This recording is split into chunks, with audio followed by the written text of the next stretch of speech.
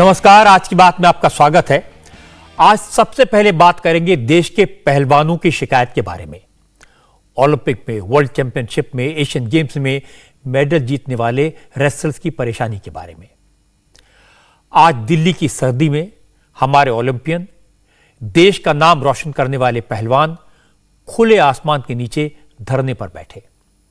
Tokyo Olympic में bronze जीतने वाले बजरंग पुनिया, रियो ओलंपिक में कांस्य पदक जीतने वाली साक्षी मलिक और एशियन गेम्स में गोल्ड मेडल जीत चुकी विनेश फोगाट समेत कई पहलवानों ने रेसलिंग फेडरेशन के खिलाफ जो इल्जाम लगाए वो हैरान करने वाले हैं, चिंता में डालने वाले हैं। विनेश फोगाट ने कहा कि फेडरेशन के अध्यक्ष और अफसर लड़कियों का शारीरिक शोषण करते हैं, लड़कियों का सेक्सुअल एक्सप्लॉयटेशन होता है, जानबूझकर सीनियर खिलाड़ियों को परेशान किया जाता है। विनेश फोगाट ने कहा कि खिलाड़ियों की जुबान खोलने पर उन्हें जान से मारने की धमकी दी जाती है। बजरंग पुनिया ने कहा कि रेसलिंग फेडरेशन में तानाशाही चल रही है, मनमाने नियम बनाए जा रहे हैं। जो खिलाड़ी देश को मेडल जिताते हैं उन्हें कोच तक नहीं दे जाते। साक्षी मलिक ने कहा कि जानबूझकर बार बार लखनऊ में कैंप आयोजित किए जाते हैं क्योंकि फेडरेशन के अध्यक्ष लखनऊ में होते हैं और लड़कियों को उनके पास जाने पर मजबूर किया जाता है। जो विरोध करता है उसे अंजाम भुगतने के लिए तैयार रहने को कह दिया जाता है। खिलाड़ियों ने ऐसी ऐसी बातें कही जो न पहले कभी सुनी गई और न कभी कही गई। देश में रेसलिंग फेडरेशन के प्रेसिडेंट हैं कैसरगंज से लोकसभा के एमपी बृजभूषण शरण सिंह। सारे इल्जाम बृजभूषण शरण सिंह पर ही है। उन्होंने सफाई भी दी, कहा सेक्सुअल एक्सप्लॉयटेशन का अगर एक भी इल्जाम साबित हो गया तो फांसी पर लटक जाऊंगा।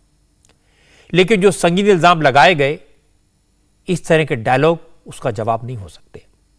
मैं आपको खिलाड़ियों के इल्जाम सुनवाऊंगा, बृजभूषण शरण सिंह ने क्या जवाब दिया, क्या सफाई दी, यह सुनवाऊंगा और यह भी बताऊंगा कि वाकई में खिलाड़ियों की तकलीफ क्या है, उनकी परेशानी क्या है और उन्हें न्याय मिलने का भरोसा कहां है, किससे है, किस पर वो उम्मीद लगाए बैठे हैं।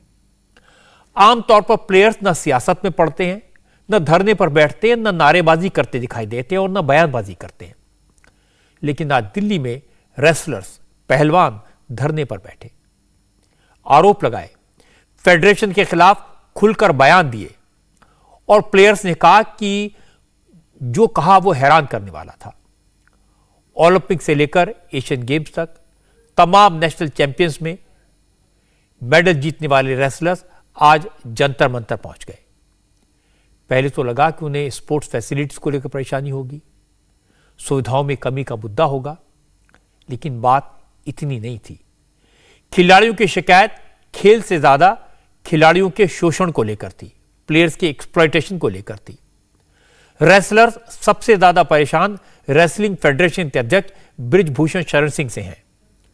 बात शुरू हुई प्लेयर्स के साथ हो रहे मनमाने व्यवहार से, फिर कहा गया कि रेसलिंग फेडरेशन मनमाने ढंग से नियम बनाकर खिलाड़ियों को परेशान करती है।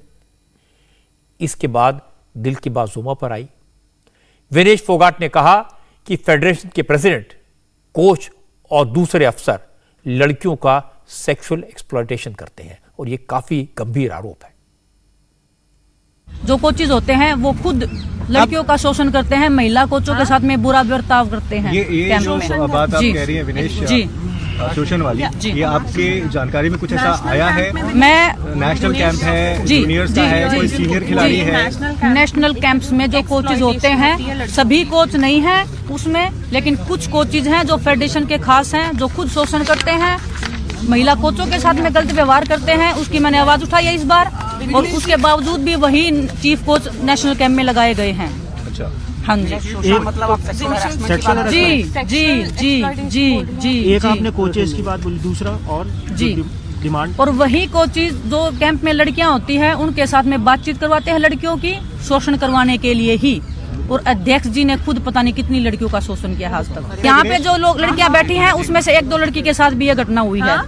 जी, यहाँ पे जो बैठी हैं, जी जी जी, पहले क्यों नहीं आवाज उठी? जी, आप कितने पावरफुल लोग हैं जी, भाई आप कितने पावरफुल लोग हैं। बताया कि आज मैंने बोला है मेरे को नहीं पता कल मेरी लाइफ रहेगी नहीं रहेगी, नाम नहीं लेंगे किसी का भी, हमारी भी इज्जत है। हम लड़कियां हैं, हम हिंदुस्तान में सीरियस एलिगेशन सर हम ऐसे नहीं लगाते, लड़कियां हमारी इज्जत है। कम से कम मैं 10 से 20 लड़कियों के नाम बता सकती हूँ नेशनल कैंप में जो मैंने आज तक 10 सालों में जो देखा, जिन्होंने अपनी स्टोरी मेरे को बताई है बैठ के सामने कि हमारे साथ ऐसे ऐसे हुआ है, ऐसे ऐसे हुआ है। लेकिन वो उस लड़कियों में इतनी हिम्मत नहीं है सामने आने की, क्योंकि फैमिली बैकग्राउंड अच्छा नहीं है, क्योंकि वो इनसे लड़ नहीं सकती, क्योंकि पावरफुल नहीं है। और हम आज इतनी इस हद पे हैं कि हम नहीं चाहते कि मेरे को आज कुश्ती खत्म कर दो भगवान की दया से, मेरे पास घर है, खाने को रोटी है, लेकिन मैं नहीं चाहती कि हमारी आने वाली जनरेशन इस दर्द से गुजरे या इस दौर से गुजरे, इस दलदल में फंसे।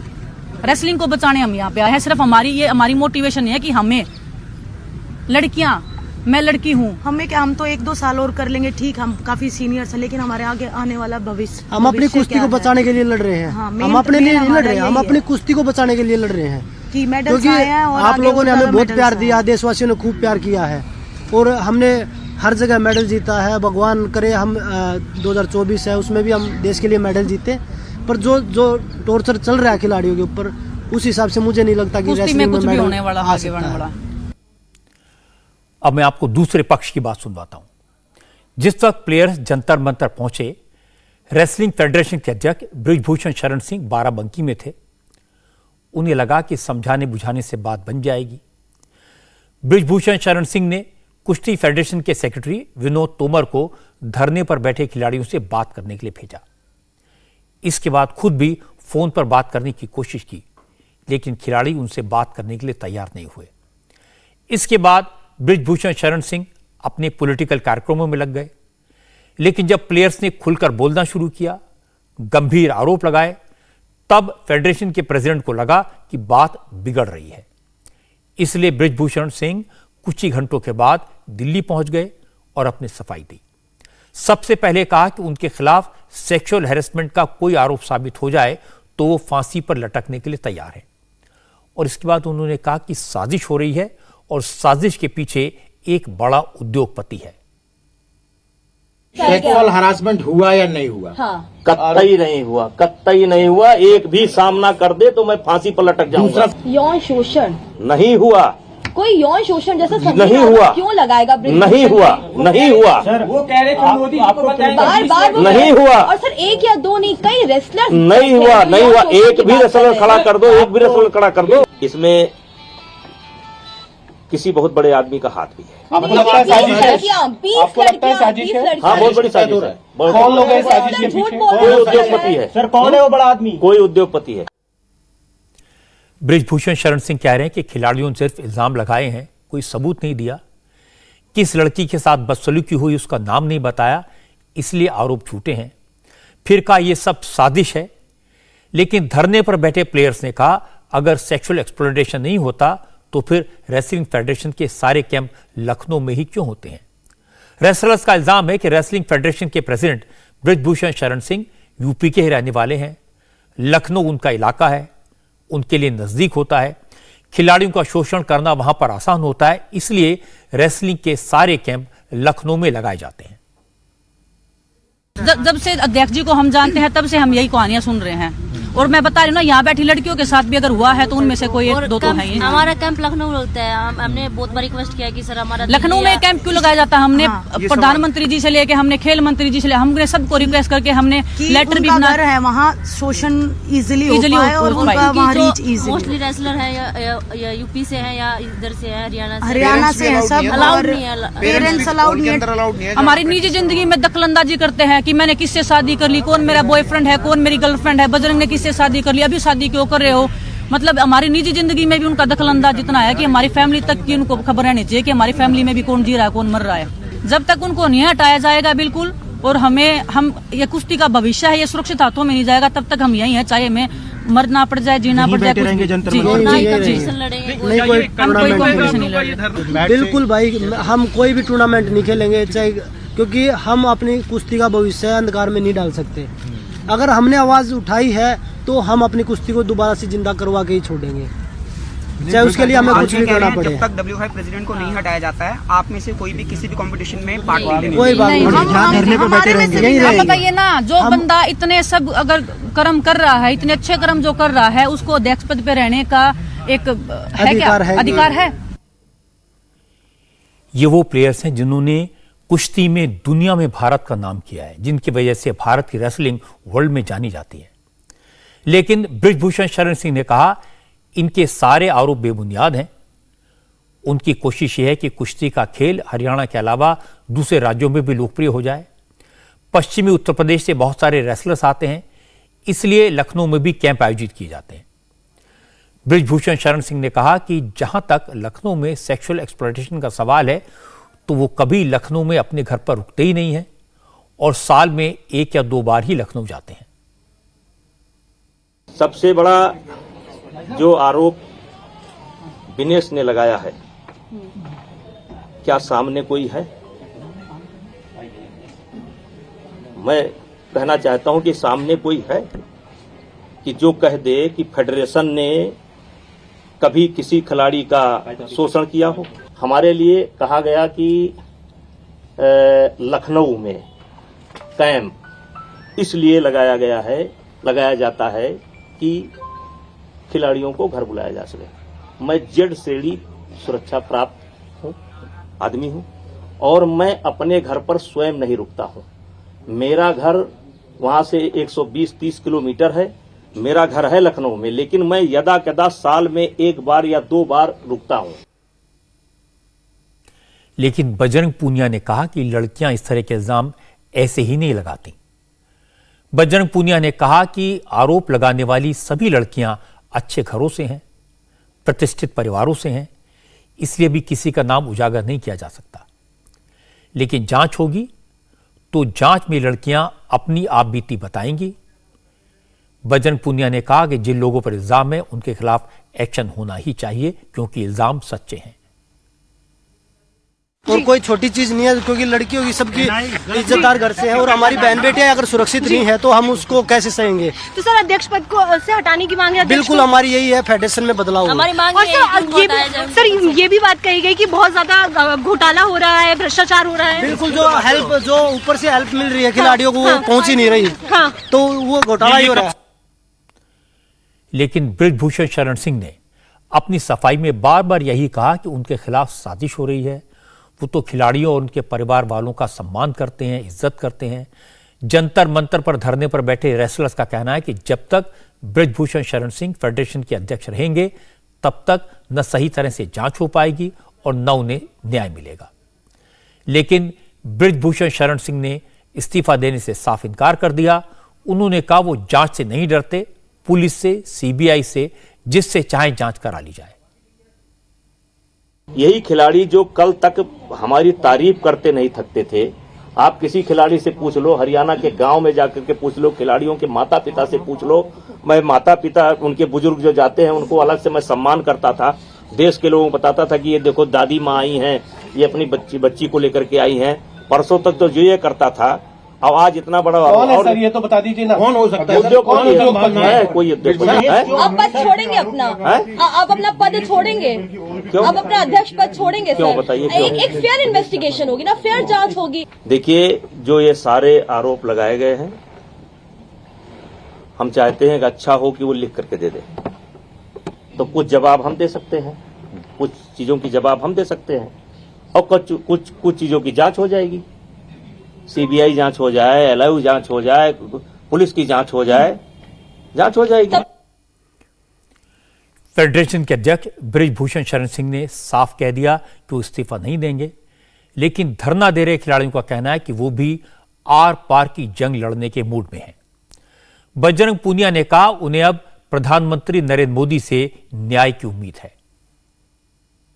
सब कुछ ठीक करने के लिए ये बेड़ा उठाया है और सब कुछ ठीक, क्योंकि आज कल न आप लोगों के बच्चे अगर रेसलिंग में या किसी भी गेम में आएंगे तो ऐसे हरासमेंट ना हो, उनको मेंटली हरासमेंट ना हो। किससे उम्मीद है कि देखिए, हमारी उम्मीद प्रधानमंत्री जी से और गृह मंत्री जी से है कि वो हमारी बात सुनेंगे। और अगर बात ये है कि भाई खिलाड़ी कम है तो खिलाड़ी यहाँ पे 1000, 2000, 3000 जितने आप लोग बोलोगे उतने खिलाड़ी यहाँ पे आपको खड़े मिलेंगे। लड़कियों ने जो बात बोली है मीडिया के सामने, तो वो बहुत बड़ी बात है और कोई अपनी इज्जत के साथ नहीं खेलता, कोई अपनी इज्जत के साथ नहीं खेलता। उनके साथ कुछ घटित हुआ इसलिए उन्होंने बोला है। इन्वेस्टिगेशन तभी होगा जब वो हटे अपने पद से। बिल्कुल, देखिए, जब हम चाहते हैं कि जो निष्पक्ष है वो फैसला हो और जो खिलाड़ी जो आज मेंटली हरासमेंट हो रही है जिनके साथ, वो ना हो। आप ये चीज देखिए, आप बड़ी स्टेज पे आप खिलाड़ी को थप्पड़ मारते हैं, किसने हक दिया है? अगर आप गाली दे रहे हैं माइक में, अगर मैं ऐसे कर दूंगा हरियाणा के लिए, तो वो कैसे बोल रहे हैं कि हमने आज तक कुछ नहीं किया। वो चीज़ें हमारे पास वीडियो भी हैं। आप कोचिज को गाली दे रहे हैं, कोचिज का काम भी खुद कर रहे हैं और रेफरी का काम भी खुद कर रहे हैं और प्रेसिडेंट तो हैं ही, तो सब कुछ अपने आप ही कर रहे हैं। फिर दूसरों की क्या जरूरत, आप ही करवा लो बैठ के नेशनल चैंपियनशिप। बोलने से कुछ नहीं होता। कुछ हमारे 1-2 खिलाड़ी भी हैं जो उनकी गोद में बैठे हैं, जो कुछ बोल नहीं रहे, जो अच्छे हैं, मेडलिस्ट हैं। हम अपना दुर्भाग्य मान रहे हैं कि वो आवाज नहीं उठा रहे हमारे लिए, हमें आना पड़ा। कहते हैं कि कुछ पॉलिटिशियंस की लॉबी, कुछ हमें इंडस्ट्रियलिस्ट की देखिए, आपके साथ मिलके उनको डिफेम करने की कोशिश कर रहे हैं। हम ना तो इसमें पॉलिटिक्स चाहते, हम खिलाड़ी हैं, हम देश के लिए लड़ रहे हैं तो अपने लिए भी लड़ सकते हैं। हमें कोई पॉलिटिक्स नहीं करनी यहाँ पे, ना हमें किसी पॉलिटिशियन की सपोर्ट की जरूरत है। आरोप लगाने वाले इंटरनेशनल लेवल के प्लेयर्स हैं, इसलिए बृजभूषण शरण सिंह ने एक नया दाव खेला। उन्होंने कहा न झगड़ा नियम का है, न कायदों का, न ये मामला सेक्सुअल एक्सप्लॉयटेशन का है, न शोषण का। बृजभूषण शरण सिंह ने कहा कि जो खिलाड़ी उनके खिलाफ इल्जाम लगा रहे हैं वो न तो नेशनल गेम्स में हिस्सा लेना चाहते हैं, न क्वालिफाइंग मैच खेलना चाहते हैं, वो सीधे इंटरनेशनल इवेंट्स में अपना नाम पक्का करना चाहते हैं। बृजभूषण शरण सिंह ने कहा कि वो सबको बराबर का मौका देना चाहते हैं, बस इसीलिए सीनियर प्लेयर्स को दिक्कत हो रही है। इसीलिए तो डगर डगर बदनाम हो गए मेरे आंसू, इसीलिए तो नगर नगर बदनाम हो गए मेरे आंसू। मैं उनका हो गया कि जिनका कोई पहरेदार नहीं था। मैं कमजोर जो राज्य हैं, जो कमजोर राज्य के खिलाड़ी हैं, मैं ये पूछना चाहता हूं कि ना आप नेशनल लड़ोगे, ना आप ओपन नेशनल लड़ोगे, ना आप ट्रायल दोगे। ट्रायल भी आप चाहते हैं कि सारे खिलाड़ियों का ट्रायल हो जाए, फिर जो खिलाड़ी उसमें जीतता हो उससे आपका अकेले ट्रायल हो जाए। तो जो गार्जियन अपने बच्चों को लेकर के रात दिन मेहनत करते हैं और रात दिन उनके पीछे लगे रहते हैं, तो वो भी तो ओलंपिक के ही उम्मीद से खेल रहे हैं, वो भी तो वर्ल्ड ही खेलना चाहते हैं, वो भी तो एशिया खेलना चाहते हैं। और अगर इतनी दिक्कत थी फेडरेशन से, तो 10 साल से ये दिक्कत क्यों नहीं हुई? दिक्कत तब होती है जब फेडरेशन एक नियम बनाती है। जो आरोप विनेश ने लगाया है, क्या सामने कोई है? मैं कहना चाहता हूं कि सामने कोई है। चूंकि महिला खिलाड़ियों ने सेक्सुअल हैरेसमेंट के आरोप लगाए, तो दिल्ली महिला आयोग की चेयरपर्सन स्वाति मालीवाल जंतर मंतर पहुंच गई। स्वाति मालीवाल ने कहा कि विमेन कमीशन पूरी तरह से प्लेयर्स के साथ खड़ा है। जिन शेरनियों ने हमारा नाम ओलंपिक्स में रोशन करा है, इस देश को इतने ऊंचे मुकाम तक पहुंचाया है, आज उन शेरनियों को जंतर मंतर पे रोना पड़ रहा है और न्याय की गुहार लगानी पड़ रही है। मेरे हिसाब से इस देश के लिए इससे ज्यादा शर्मनाक कुछ नहीं हो सकता। हमने दिल्ली पुलिस को नोटिस इश्यू करा है और केंद्र सरकार के यूनियन स्पोर्ट्स मिनिस्ट्री को नोटिस इश्यू करा है। इस केस में तुरंत न्याय होना चाहिए। वो जो WFI प्रेसिडेंट है, चाहे वो सांसद हो, वो अरेस्ट होना चाहिए और जितने भी कोचेस का नाम सामने आ रहा है उन सब के ऊपर भी सख्त से सख्त कार्रवाई होनी चाहिए। ये लड़कियों ने, ये शेरनियां हैं, ये देश के लिए लड़ी हैं। आज ये क्या अकेले यहाँ पे जंतर मंतर पे बैठेंगी? और इनके आंसू देश कैसे बर्दाश्त कर सकता है? हमारे रेसलर्स सर्दी में धरने पर बैठे, अपनी फेडरेशन के प्रेसिडेंट पर इतने गंभीर इल्जाम लगाएं, ये बात वाकई में शर्मसार करने वाली तो है। इन रेसलर्स ने कुश्ती के अखाड़े में तिरंगा लहराया है, दुनिया भर में भारत का नाम रोशन किया है।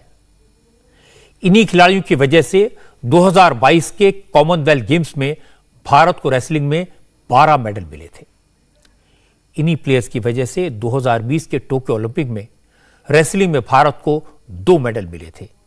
एक मेडल बजरंग पूनिया का था, जो कैमरे के सामने अपना दुख और दर्द कह रहे थे। अब तक के इतिहास में भारत को ओलंपिक में रेसलिंग में कुल 7 मेडल मिले हैं। इनमें से 3 मेडल 2014 के बाद आए हैं। 2018 के एशियन गेम्स में भारत को 3 मेडल इन्हीं खिलाड़ियों ने दिलवाए थे। अगर देश का नाम रोशन करने वाले प्लेयर्स को धरने पर बैठना पड़े तो इससे ज्यादा शर्म की बात कोई नहीं हो सकती। ब्रजभूषण शरण सिंह बाहुबली नेता माने जाते हैं, उनका खौफ है, लोग उनसे डरते हैं। इसके बावजूद अगर ये प्लेयर्स कैमरे के सामने आकर सेक्सुअल एक्सप्लॉयटेशन जैसी गंभीर बात कह रहे हैं तो इसकी जांच तो होनी चाहिए। अब बात करते हैं सियासत की। आज प्रधानमंत्री पद के एक और दावेदार मैदान में आ गए। चुनाव से 400 दिन पहले आज तेलंगाना के चीफ मिनिस्टर के चंद्रशेखर राव ने भी प्रधानमंत्री पद के लिए अपनी दावेदारी पेश कर दी। खम्मम में केसीआर ने एक विशाल रैली की। रैली में केसीआर समेत 4 प्रदेशों के मुख्यमंत्री और 5 पार्टियों के नेता शामिल हुए और सबके निशाने पर थे प्रधानमंत्री नरेंद्र मोदी और भारतीय जनता पार्टी। लेकिन बीजेपी अभी तेलंगाना में मुख्य विपक्षी दल भी नहीं है, छोटी पार्टी है। तेलंगाना असेंबली में बीजेपी का सिर्फ एक विधायक है। लेकिन आज केसीआर, अरविंद केजरीवाल, भगवंत मान, पिनराई विजयन और अखिलेश यादव के भाषणों से ऐसा लगा जैसे तेलंगाना में केसीआर का मुकाबला सिर्फ बीजेपी से होगा। केजरीवाल ने कहा कि देश को अब तक खराब नेता मिले, इसलिए देश पीछे रह गया। अब खम्मम में अच्छे नेता जुटे हैं, देश के हालात भी सुधरेंगे। अखिलेश यादव ने कहा बीजेपी सिर्फ लोगों को बांटती है, बीजेपी से देश का भला नहीं होने वाला। और पिनराई विजयन ने कहा कि बांटने वाली ताकतों से मिलकर लड़ना होगा, वरना बीजेपी से मुक्ति संभव नहीं होगी। केसीआर ने कहा कि हिंदू, मुस्लिम और दूसरे समाज के लोग मिलजुल कर रह सकते हैं। यह उन्होंने तेलंगाना में करके दिखाया है। ऐसा ही माहौल देश में बनना चाहिए और यह तभी होगा जब बीजेपी को सत्ता से हटाया जाए। खम्मम में रैली से पहले केसीआर, अखिलेश यादव, अरविंद केजरीवाल, भगवंत मान, पिनराई विजयन और डी राजा को लेकर यदाद्री मंदिर गए। यह मंदिर हैदराबाद से करीब 60 किलोमीटर दूर है। केसीआर ने हजारों साल पुराने इस मंदिर का कायाकल्प 1200 करोड़ की लागत से करवाया है। लक्ष्मी नरसिम्हा का यह मंदिर 1900 एकड़ में फैला है, विशाल मंदिर है। इस मंदिर में केसीआर ने अपने सभी मेहमानों के साथ पारंपरिक तरीके से पूजा की। करीब 1 घंटे तक मंदिर में रहने के बाद केसीआर 250 किलोमीटर दूर खम्मम में रैली के लिए पहुंचे।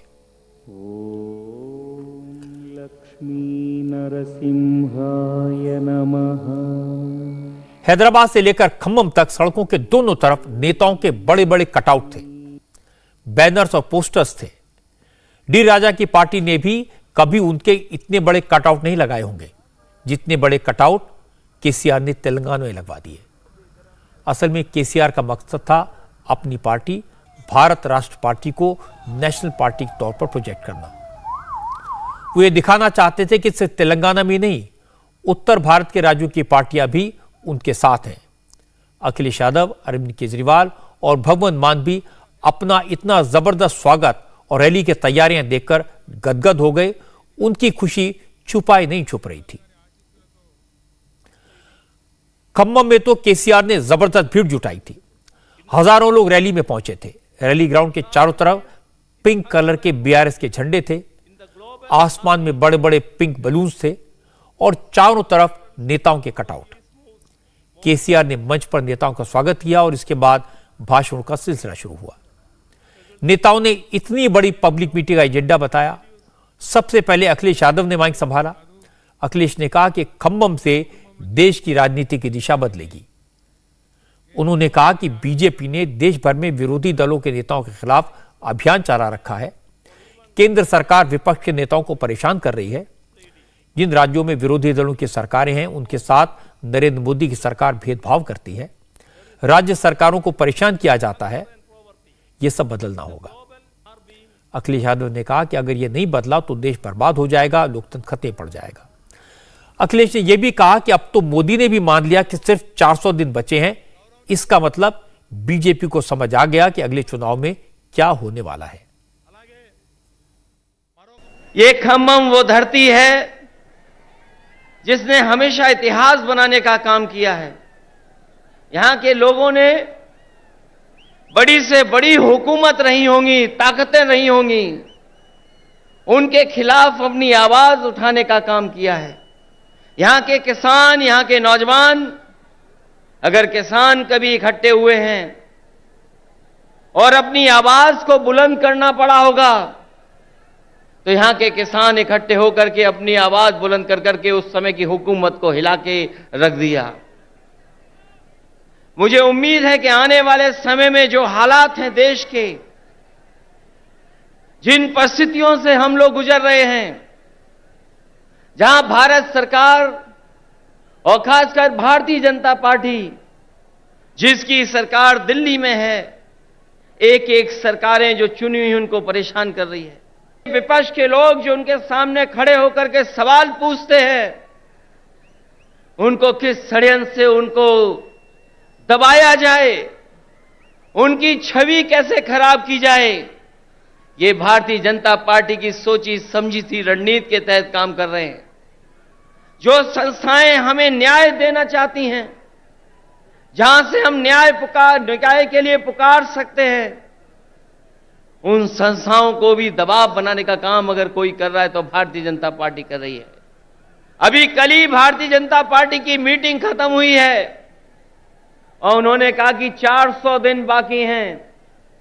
हमें तो लगता था कि ये सरकार तो वो है जो दावा करती थी कि हटेगी नहीं, अब तो वो स्वयं स्वीकार कर रही है कि अब 400 दिन हैं।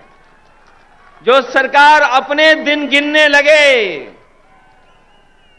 जो सरकार अपने दिन बताने लगे, समझ लो ये 400 दिन बाद सरकार रुकने वाली नहीं है। अब तो 399 दिन बचे हैं। इसके बाद बारी आई भगवंत मान की। भगवंत मान ने अखिलेश यादव की बात को और आगे बढ़ाया। उन्होंने कहा कि बीजेपी सिर्फ विपक्ष को बर्बाद करने में ताकत लगा रही है, किसी भी तरह से विपक्ष की राज्य सरकारों को गिराने की कोशिश हो रही है। भगवंत मान ने कहा अगर बीजेपी को हराना है तो विरोधी दलों को मिलकर लड़ना होगा। भगवंत मान ने साफ साफ बता दिया कि उनकी पार्टी केसीआर से दोस्ती इसलिए कर रही है क्योंकि दोनों की सियासी दुश्मन बीजेपी है। इन्होंने वादा किया था किसानों की आमदनी दुगनी करने का, जुमला निकला। इन्होंने कहा था बहुत हुई महंगाई की मार, जुमला। इन्होंने कहा था 15 लाख हर घर के खाते में आ जाएगा, जुमला। तो भारतीय जुमला पार्टी बीजेपी जो है वो देश को मिसलीड कर रही है। वो हर चीज हथियाना चाहते हैं, ये भी मेरा हो जाए, ये भी मेरा हो जाए।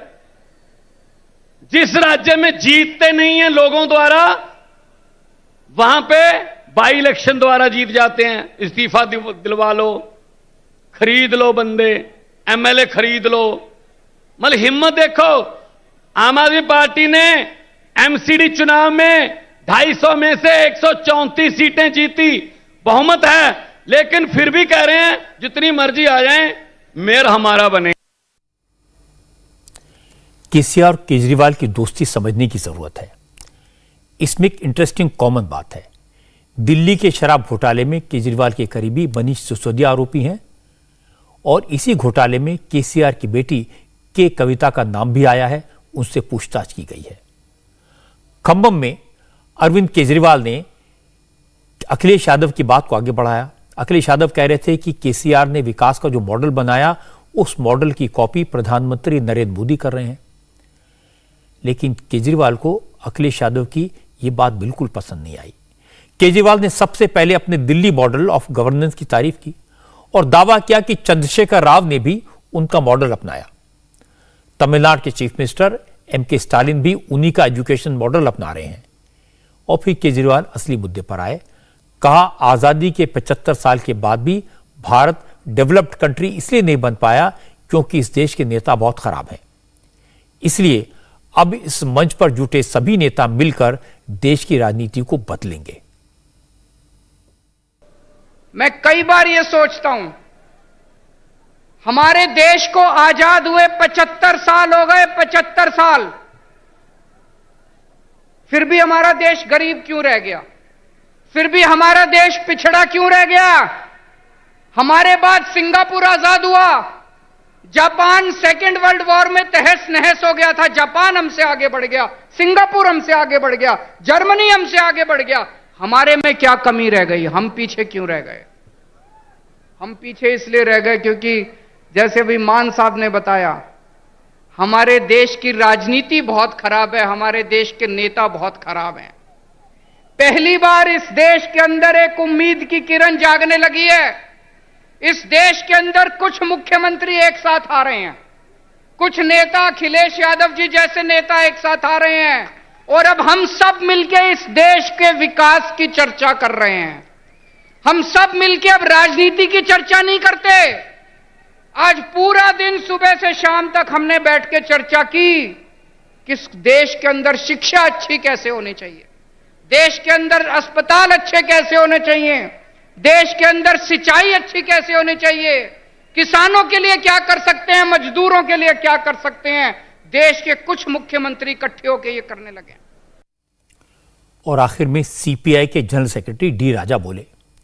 डी राजा ने कहा कि विरोधी दलों में कौन अच्छा है, कौन छोटा है, कौन बड़ा है, इस कंपटीशन को छोड़ना होगा। विरोधी दलों के नेताओं को अपने निजी हित भी ताक पर रखने होंगे, सबको मिलकर लड़ना होगा, तभी बीजेपी को हरा पाएंगे। We all will have to come together and work together to fight BJP and defeat BJP. That is the task before everyone. And let us take a pledge from this rostrum and let us move forward with united spirit, and success is ours. And let us tell BJP RSS, they cannot deceive the people. They cannot dismantle our republic, and the defeat of BJP is sure. Interesting बात है कि जिस समय अखिलेश यादव तेलंगाना में BJP पर हमला कर रहे थे, उत्तर प्रदेश सरकार तेलंगाना में इन्वेस्टर्स मीट ऑर्गेनाइज कर रही थी। यूपी के deputy chief minister Brajesh Pathak भी अपने बड़े अफसरों के साथ हैदराबाद में मौजूद थे और उद्योगपतियों से मिलकर यूपी में निवेश करने के मुद्दे पर बात कर रहे थे। अखिलेश यादव ने रैली में कहा कि यूपी में सिर्फ वादे हो रहे हैं, जमीन पर कोई काम नहीं हो रहा, सरकार निवेश के सिर्फ दावे कर रही है, कहीं कोई निवेश नहीं हो रहा। इस पर ब्रजेश पाठक ने कहा कि यूपी की जनता ने तो अखिलेश यादव को वनवास पर भेज दिया है, अब अखिलेश कुर्सी के लिए दूसरे राज्यों में दूसरी पार्टियों के दरवाजों पर फटक रहे हैं, लेकिन इससे कोई फायदा नहीं होगा। आज तेलंगाना की राजधानी हैदराबाद में हम लोग हैं। हैदराबाद में Uttar Pradesh global investor summit के लिए प्रतिबद्धता के साथ अपने ऑफिसर्स के साथ, माननीय मंत्रीगणों के साथ हम लोग आए हुए हैं और प्रातःकाल से ही शाम तक लगातार सेशंस चलेंगे। विभिन्न उद्योगपतियों से हमारी बात होगी और शाम को हम लोग रोड शो करेंगे। दूसरी तरफ हमने देखा कि जो विपक्षी दल है, समाजवादी पार्टी के मुखिया अखिलेश यादव यहीं आए हुए हैं और वो तीसरे फ्रेंड की तलाश में है। उत्तर प्रदेश की विकास की मुख्य धारा में ले जाने के लिए आदरणीय योगी जी की पूरी ताकत और लगन के साथ लगे हुए हैं। दूसरी तरफ विपक्षी दल लगातार उत्तर प्रदेश में अपनी कुर्सी की भूख को मिटाने के लिए देश के दूसरे हिस्सों में दौड़ रहे हैं। इसके बाद सुधांशु त्रिवेदी ने खम्मम की रैली को चुके हुए नेताओं का फ्लॉप शो बताया। सुधांशु त्रिवेदी ने कहा कि जिसको जो कहना है कहता रहे, जिसको जितनी रैलियां करनी है करता रहे, जनता उसी को चुनेगी जिसका काम जमीन पर दिखाई देगा। सुधांशु त्रिवेदी ने कहा कि मोदी जमीन पर काम करते हैं, इसलिए जनता उन पर भरोसा करती है और यह भरोसा बार बार चुनाव में दिखाई देता है।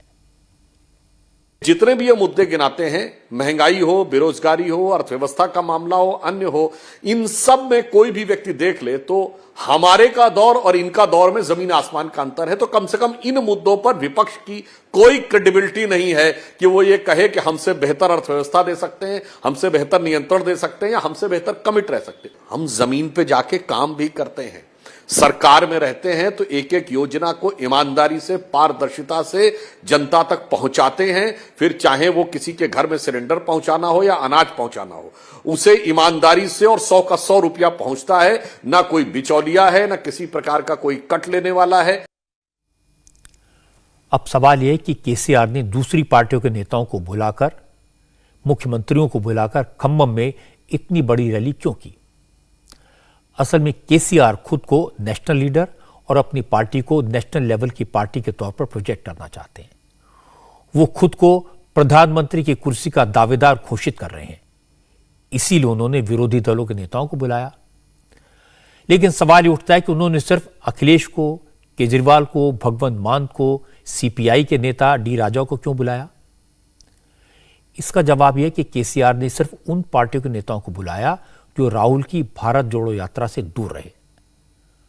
अब सवाल उठता है कि राहुल की यात्रा में तो ममता भी शामिल नहीं हुई, नीतीश भी शामिल नहीं थे। इसके अलावा विरोधी दलों के एचडी कुमारस्वामी, चंद्रबाबू नायडू जैसे नेताओं को भी चंद्रशेखर राव ने क्यों नहीं बुलाया? तो इसका जवाब यह है कि ममता और नीतीश भी खुद को प्रधानमंत्री पद का दावेदार मान रहे हैं, इसलिए राइवल्स को बुलाने का तो कोई मतलब ही नहीं है। जहां तक चंद्रबाबू नायडू और कुमारस्वामी को न बुलाने का सवाल है, तो केसीआर अब अपनी पार्टी का विस्तार साउथ के दूसरे राज्यों में करना चाहते हैं, आंध्र में करना चाहते हैं, कर्नाटक में करना चाहते हैं, और कर्नाटक में तो उन्होंने चुनाव लड़ने का ऐलान भी कर दिया है।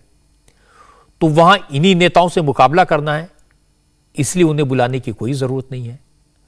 कुल मिलाकर केसीआर एक ऐसा फ्रंट बनाना चाहते हैं जिसमें ना कांग्रेस हो, न कोई ऐसी पार्टी हो जिसका कोई नेता प्रधानमंत्री की कुर्सी का दावेदार हो।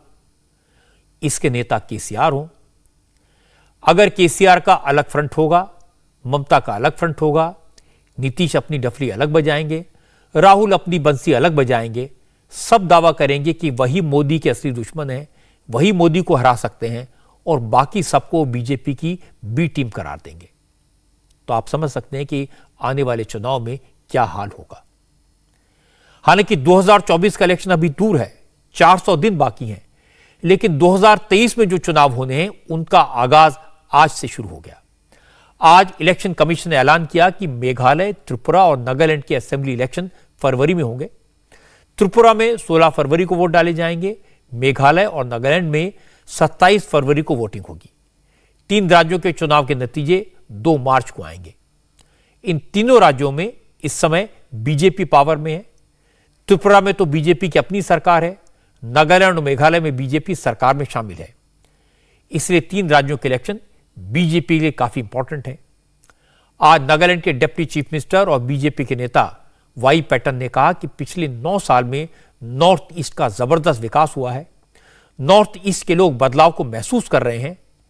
वाई पैटर्न ने कहा कि प्रधानमंत्री नरेंद्र मोदी ने जो गरीब कल्याण योजनाएं बनाई हैं उनका सीधा फायदा आम लोगों तक पहुंचा है, और अब चुनाव में उन योजनाओं का डायरेक्ट बेनिफिट बीजेपी को होगा। ये under the dynamic leadership of and visionary leadership of honourable prime minister Shri Narendra Modi ji, Nagaland में बहुत डेवलप हो चुका। इसे पानी का जल जीवन, आयुष और ये फ्री राइस काउन को दे दिया। अभी ये लोग काउन लोग क्या बोल रहे हैं, if you go to the interior village in Nagaland, काउन लोग बोल रहे हैं, ये हम लोग पूछना चाहिए उन लोगों को, ये चावल किसने दिया? ये सेंट्रल बीजेपी सरकार ने दिया ना क्या? वो लोग बोल रहे हैं नहीं, सेंट्रल बीजेपी सरकार ने दिया।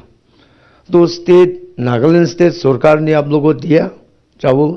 वो भी नहीं, नागालैंड से भी नहीं दिया। तो किसने दिया? मोदी राइस, मोदी जी ने दिया। पूरा वो काउन वो लोग बोलते हैं, सरकार का नाम नहीं बोलते हैं, मोदी जी का राइस, मोदी जी का चावल, वही बोल रहे हैं वो लोग। असल में 2014 से पहले नॉर्थ ईस्ट के राज्यों पर बहुत ज्यादा ध्यान नहीं दिया जाता था, लेकिन मोदी प्रधानमंत्री बने, हालात बदले। मोदी ने एक्ट ईस्ट पॉलिसी लागू की, नॉर्थ ईस्ट के लिए स्पेशल प्लान्स बनाए, इंफ्रास्ट्रक्चर के बड़े बड़े प्रोजेक्ट शुरू किए गए। असर यह हुआ कि जिस त्रिपुरा में 2013 के इलेक्शन में बीजेपी को एक भी सीट नहीं मिली थी, वहां भी बीजेपी ने 60 में से 36 सीटें जीतकर लेफ्ट पार्टियों के 3 दशक पुराने किले को फतेह कर लिया। इसी तरह नागालैंड और मेघालय में भी सहयोगियों के साथ मिलकर सरकार बना ली। इस बार बीजेपी के लिए इस शानदार रिकॉर्ड को बचाए रखना बड़ा चैलेंज है।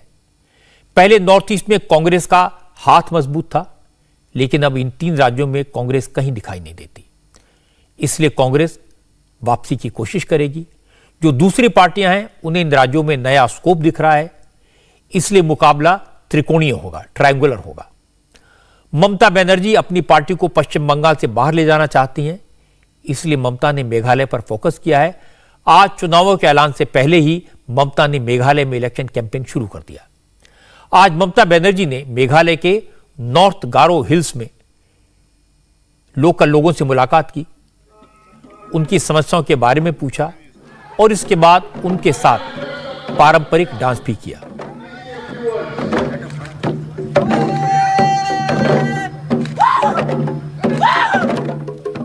जब ममता स्टेज पर पहुंची तो सिर पर मेघालय का पारंपरिक मुकुट था। ममता ने कहा वो बहुत जल्द मेघालय की लैंग्वेज सीख लेंगी, अगली बार वो रैली में मेघालय की भाषा में ही बोलेंगी। ममता बनर्जी ये दावा कर रही हैं कि वो मेघालय के लोगों को एक विकल्प देने आई हैं।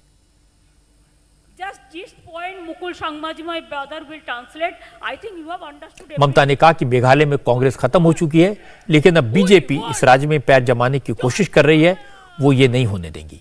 ममता ने कहा कि बीजेपी से सावधान रहने की जरूरत है, क्योंकि चुनाव के पहले बीजेपी कहती कुछ और है और चुनाव के बाद करती कुछ और है। ममता बनर्जी ने कहा कि तृणमूल कांग्रेस ही मेघालय के लोगों के सपनों को पूरा कर सकती है। Instead of the proxy is given by the central government or from Guwahati, what this government has done 5 years?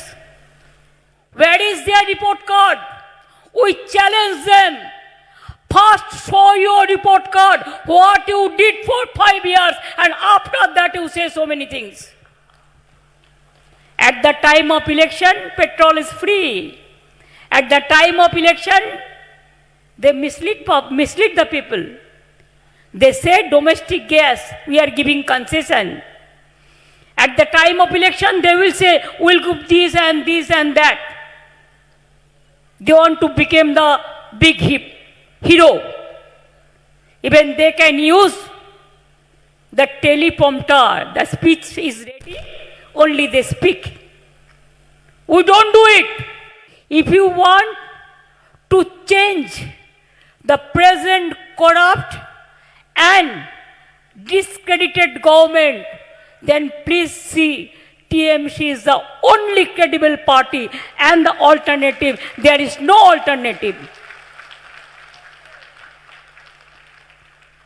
We know how to fight.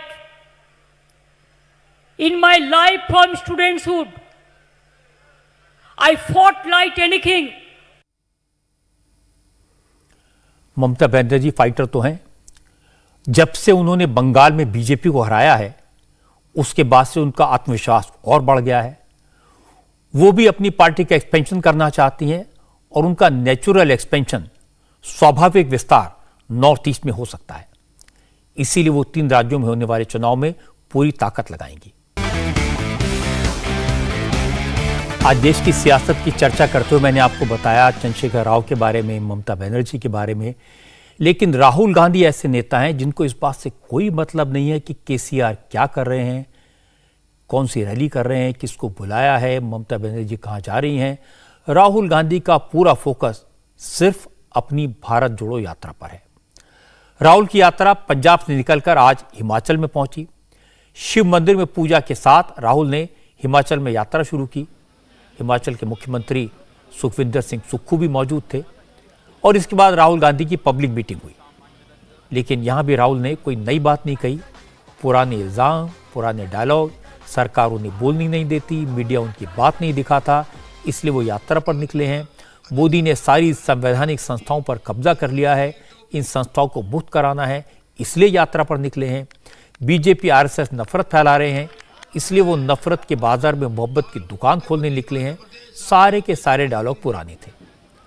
Himachal के बाद यात्रा फिर पंजाब में लौटेगी और इसके बाद जम्मू कश्मीर में एंटर करेगी। और लगता है कि जम्मू कश्मीर में राहुल को राजनीति का सपोर्ट सबसे ज्यादा मिलेगा। फारूक अब्दुल्ला, उमर अब्दुल्ला, महबूबा मुफ्ती समेत तमाम नेता राहुल की यात्रा का स्वागत करेंगे।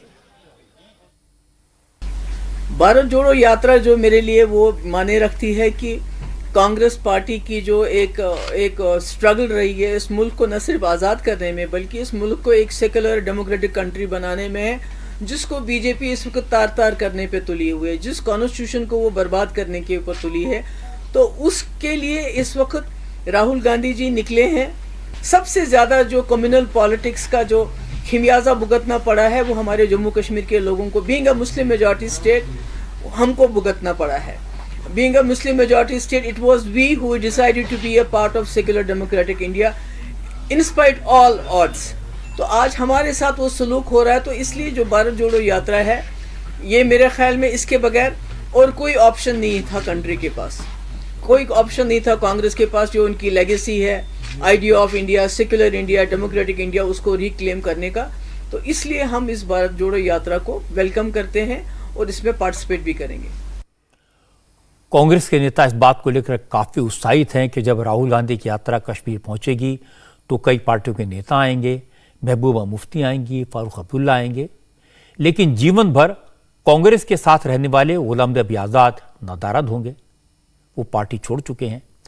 इसी तरह पंजाब में राहुल गांधी की यात्रा के बाद पार्टी जुड़ने के बजाय आज फिर टूट गई। आज राहुल पंजाब से निकले और आज ही मनप्रीत बादल कांग्रेस से निकल गए। राहुल गांधी जिस वक्त पंजाब से हिमाचल में कदम रख रहे थे, उस वक्त मनप्रीत बादल दिल्ली में बीजेपी के हेडक्वार्टर में प्रवेश कर रहे थे। मनप्रीत बादल सुखबीर सिंह बादल के भतीजे हैं, अकाली दल की सरकार में मंत्री रहे और इसके बाद पंजाब में जब कांग्रेस की सरकार बनी तो उसमें वो फाइनेंस मिनिस्टर थे। 5 बार एमएलए का चुनाव जीत चुके हैं।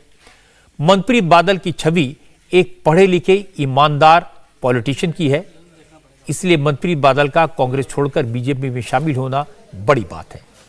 मनप्रीत बादल ने बीजेपी में शामिल होने के बाद पार्टी अध्यक्ष जेपी नड्डा से भी मुलाकात की। राहुल गांधी को भेजे अपने इस्तीफे में मनप्रीत बादल ने लिखा, कांग्रेस उनकी अपेक्षा पर खरी नहीं उतरी, इसलिए वो दुखी मन से पार्टी छोड़ रहे हैं। बीजेपी में शामिल होने के बाद मनप्रीत बादल ने कहा कि कांग्रेस में इतनी गुटबाजी है कि उससे दूर रहना संभव ही नहीं है। वो गुटबाज नहीं है, वो पंजाब के लिए काम करना चाहते हैं, इसलिए उन्होंने अपना रास्ता अलग कर लिया। दोस्ती में, दुश्मनी में और आशिकी में इंसान को दिल तो बड़ा ही रखना चाहिए, दिल छोटा नहीं रखना चाहिए। तो कांग्रेस को तो आज खैर बात कह के आज भारतीय जनता पार्टी में शामिल हो रहे हैं। जिनके साथ कभी बैठ के पानी भी पिया हो उसके बारे में भी इंसान को बुरा बोलना नहीं चाहिए। बट मुश्किल ये थी कि how can you operate in a party which is at war with itself. अपने साथ ही जंग है, धड़े बने हुए हैं, जो 4-5 धड़े होते हैं, एक को लीडर ऑफ ऑपोजिशन बना देते हैं, एक लीडर ऑफ लेजिस्लेटर पार्टी बन जाता है, एक लीडर ऑफ कैंपेन पार्टी, एक दूसरे को साथ लड़ाई का वहां हर मतलब पंजाब में नहीं, हर कांग्रेस के हर स्टेट में यही हाल है। हम सियासत करते हैं मुल्क के लिए, कोई कुछ ना कुछ अपनी कौम के लिए करेंगे। इस धरती माँ का कर्ज देना है, हम कोई धड़ों की सियासत थोड़ी करेंगे। तो ये वजह है कि कांग्रेस जो छोड़ने की नौबत पड़ी। एक जमाने में बीजेपी पंजाब में अकाली दल को बड़ा भाई मानकर राजनीति करती थी, लेकिन अब अकाली दल का साथ छूट गया तो बीजेपी के पास अपने संगठन को मजबूत करने के अलावा कोई रास्ता नहीं है और इसमें कांग्रेस के नेता उनकी काफी मदद कर रहे हैं। पहले कैप्टन अमरिंदर सिंह बीजेपी में शामिल हुए, फिर पंजाब कांग्रेस के अध्यक्ष रह चुके सुनील जाखड़ बीजेपी में आए और आज मनप्रीत बादल भी बीजेपी में शामिल हो गए। केंद्रीय मंत्री पीयूष गोयल ने मनप्रीत बादल का पार्टी में स्वागत किया। पीयूष गोयल ने कहा, जो पंजाब को जानते हैं वो समझेंगे कि मनप्रीत बादल के आने से बीजेपी को पंजाब में कितना फायदा होगा। माननीय मनप्रीत सिंह बादल जी ने 9 बजट पंजाब में पेश किए हैं। इनका ऑलवेज बड़ा सोबरिंग इन्फ्लुएंस रहता था, देश हित को सर्वोप्रिय रखते हैं, देश हित के पंजाब के हित के लिए चिंता करते हैं। पंजाब में जिस प्रकार से अराजकता फैली हुई है, जिस प्रकार से पंजाब फाइनेंशियली वीक होते जा रहा है, जो नीतियां पंजाब में आज के दिन बन रही हैं, उससे जो चिंता उन्होंने व्यक्त की, मैं समझता हूं उनका संवेदनशील व्यक्तित्व उसमें मुझे एक झलक मिली। आपका मनप्रीत सिंह बादल जी तहे दिल से स्वागत है और मेरा विश्वास है कि आपके आने से भारतीय जनता पार्टी मजबूत होगी पंजाब में भी, देश में भी। मनप्रीत बादल ने प्रधानमंत्री मोदी की नीतियों की तारीफ की। मनप्रीत बादल पंजाब के फाइनेंस मिनिस्टर रह चुके हैं, इकोनॉमिक मसलों को समझते हैं। मनप्रीत बादल ने कहा कि वो दावे से कह सकते हैं कि नरेंद्र मोदी की नीतियों की वजह से भारत की अर्थव्यवस्था अच्छी स्थिति में है। जब पूरी दुनिया में बेतहाशा महंगाई है, उस वक्त भी भारत में महंगाई काबू में है। भारतीय जनता पार्टी का और प्रधानमंत्री मोदी जी का एक ट्रैक रिकॉर्ड है हिंदुस्तान के लिए। पिछले जो 8 साल गुजरे हैं, डिप्लोमेटिकली हिंदुस्तान जो है बहुत मजबूत हुआ है। रूस से भी दोस्ती रख ली, अमेरिका को भी हाथ में ले लिया, चीन को भी आंखें दिखा दी। और पीयूष जी शायद इस बात की तायद करेंगे कि बहुत सस्ता तेल मिल गया हिंदुस्तान को।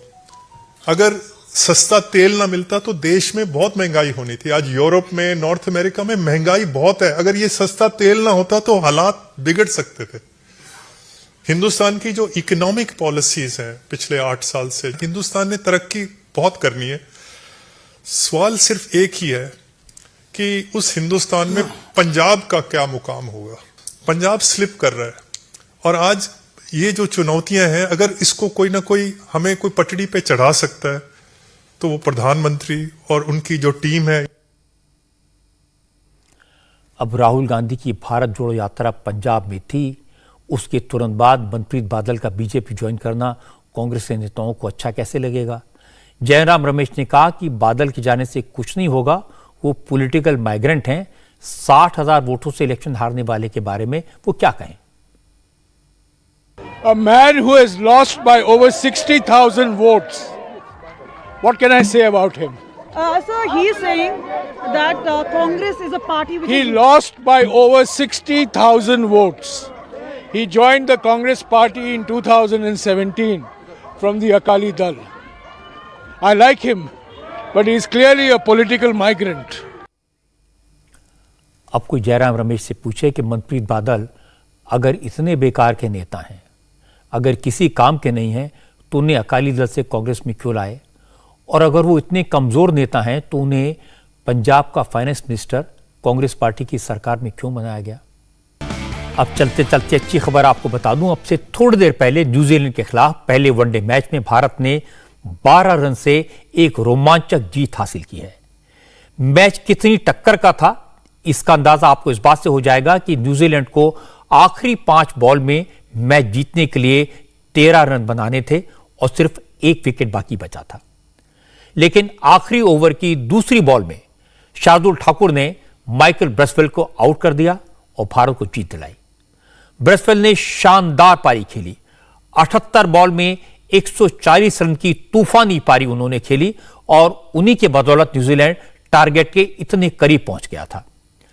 इससे पहले भारत की तरफ से शुभमन गिल ने जबरदस्त खेल दिखाया। उनकी डबल सेंचुरी के दम पर भारत ने 349 रन बनाए। शुभमन गिल डबल सेंचुरी बनाने वाले सबसे युवा खिलाड़ी बने। उन्होंने सचिन तेंदुलकर और रोहित शर्मा को पीछे छोड़ दिया। वनडे में दोहरे शतक के क्लब में शामिल हुए शुभमन गिल न्यूजीलैंड के खिलाफ पहली वनडे में जो उन्होंने पारी खेली वो 208 रन की पारी है। इंडिया टीवी हर वक्त हर जगह डाउनलोड करने के लिए सर्च करें India TV news Google play store या ऐप स्टोर पर।